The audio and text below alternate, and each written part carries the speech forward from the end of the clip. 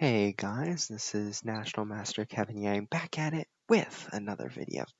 So, of course, this will be the analysis of the third game against Runinja. So, let us continue. So, last time I told you that, you know, leaving both options in usually isn't a good idea, right? You usually want to be concrete about one way or the other. So the bishop's supporting the pawn, but now it goes to the g7 diagonal.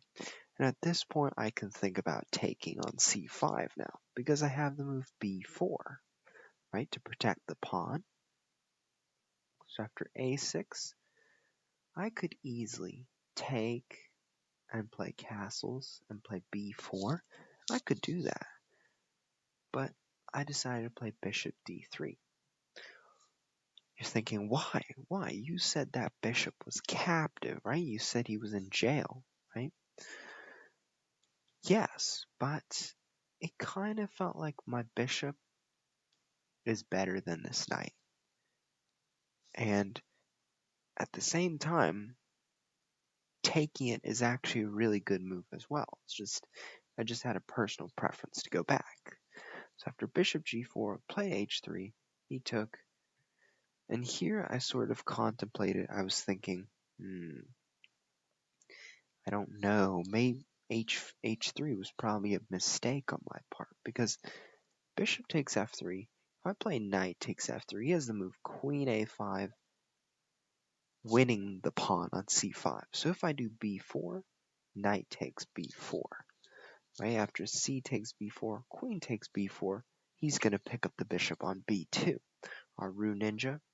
So I said, okay, let's take with the queen. But here I thought about, what if he just plays e5, right? Then I have to play e4, d4, castles, maybe knight c4, knight d6. It's okay.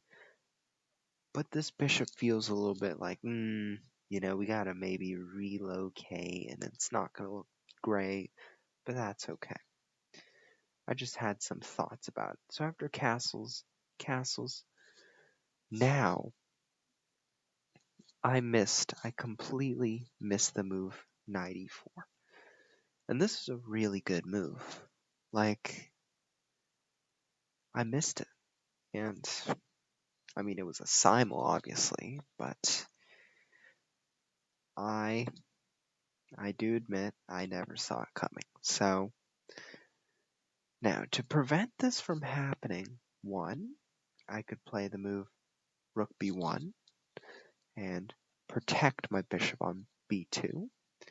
Two, I could just not castle and play b4 and protect this pawn. Or three, I could move my rook to d1, which is also an option to protect the knight on d2. Right? So there are so many options. I chose the worst one. Knight e4, didn't see this move. Bishop takes, knight takes, and here I was very, very tricky. I played queen f4. This is a completely losing move. Why? You just take on g7, I play rook d1, and you play e5. And after queen g3, you play e4. And after bishop e2, right, we still want to try to take this. Black has the move queen f6 with the intention to go queen c3, or after rook takes d2, queen takes rook.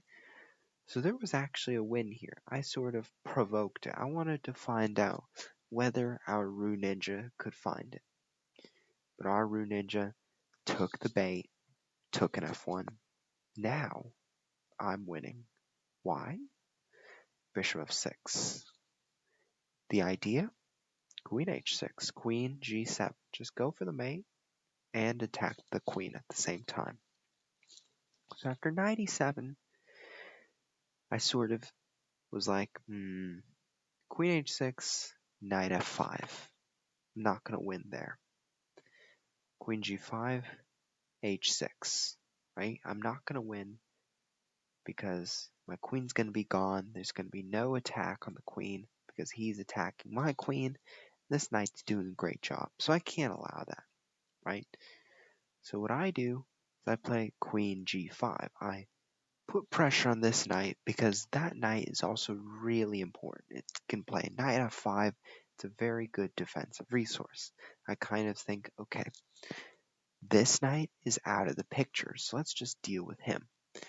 Rook e8, rook takes f1, rook c8, and I notice that in this position, if I do nothing, right, if I just play h4, h5, that queen can't move, right? Let's say queen c7, I can play queen h6 because there's no longer knight f5. I just take an f5, and there's checkmate next move. So I notice that the queen and the knight and the rook, they can't move. The only pieces that can move, well, this rook, this pawn, the other pawns, these three are tied down, right? So you're going to see in the next few moves, I'm going to start slowly making progress. So after rook c6, I play the move e4, get my bishop up, and threaten the move e5, sort of solidify my bishop on f6 so I can play queen h6. So for example, if black doesn't take it, black plays b5, I'm going to play e5. And the goal? Queen h6, queen g7. a5, queen h6. Knight f5, bishop takes f5. And now you notice the pawn is doing its job. It guards the bishop. So can't do that. So after e4, d takes, bishop takes, rook c8, bishop takes b7, rook b8. I just take my time. I got to restrict my opponent from trading queens because these two are actually the most valuable players in the game. The bishop also does its job by keeping an eye on the f5 square. After rook c8, you're going to see I'm going to slowly make this maneuver. Rook e1, rook c7, so more defense on this guy. And now the idea that rook e3, and now you might be thinking, what are you doing? What are you doing? Rook d7, rook f3. What am I doing? I am protecting the bishop so that the next move I can play queen h6. Now, my opponent sets up a very sneaky trap. Queen b8. What's the trap, you might ask? Checkmate. So what do? G3. Now, there was a better way to enforce it. The better way to enforce it was bishop e5. Why? Because it attacks the queen and sets up checkmate again with queen f6 and queen g7, queen h8, and all that. So this was a much better way to do it. So after g3, however, black has this move knight d5, and after bishop takes, e takes, and after queen h6, perhaps, now rook e1 check, king h2, queen comes into the rescue, and it gets a little bit messy. So I would have to instead just start pushing this pawn, and it'd get all messy. So after knight d5, you also have to think, what happens if bishop e5, right? And the answer is it's not very easy to see, but the move h6 comes into play once again. Why? Because the queen defends the bishop, and this queen wants to go. He wants to be traded off. He wants to say, you know what, I'm tired of this. So by doing queen takes h6, queen takes e5, bishop takes g6, and it gets all wonky, but in this case, black is going to be better. So by doing this, h6, bishop takes b8, h takes g5, c6, it's going to get very messy with the pawn going to c7. It's probably still winning, but it would take much longer than it did in the game. So in the game, I should have played bishop e5, then after g3, queen d8 back, I played queen h6 finally, knight f5, and I showed my class. Rook takes f5, rook d1, king g2, and the queen was sacrificed. Look at me again, rook h4, I want to just go for it. Rook d7, push the pawn, queen f4, attack the rook, queen e5, attack a pawn, which checks both the king and the rook. And after rook e8, bishop d3, another move to prevent this rook from going back. And after g5, rook h6, notice rook h5 was equally as good. Rook h6, rook e7, c7, queen takes, and after rook takes d3, I start delivering checkmate, just complete checks and a mate. So, what do I think was the lesson we learned in this game? Well, the first thing, as I mentioned before, don't go e6 and g6. Just choose one or the other and you'll be fine. Right, so after this,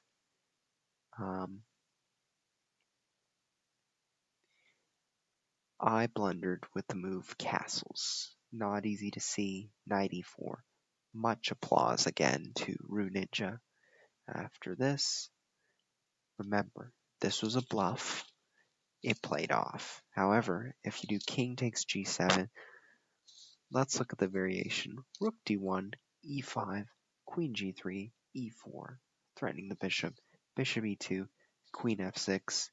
Keep an eye on that rook. Maybe also play queen c3. So this is the variation. This is the winning variation.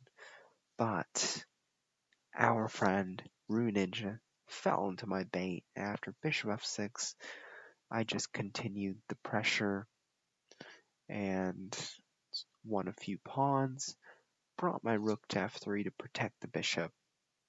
And remember, the winning move is bishop e5 here with the idea of queen f6.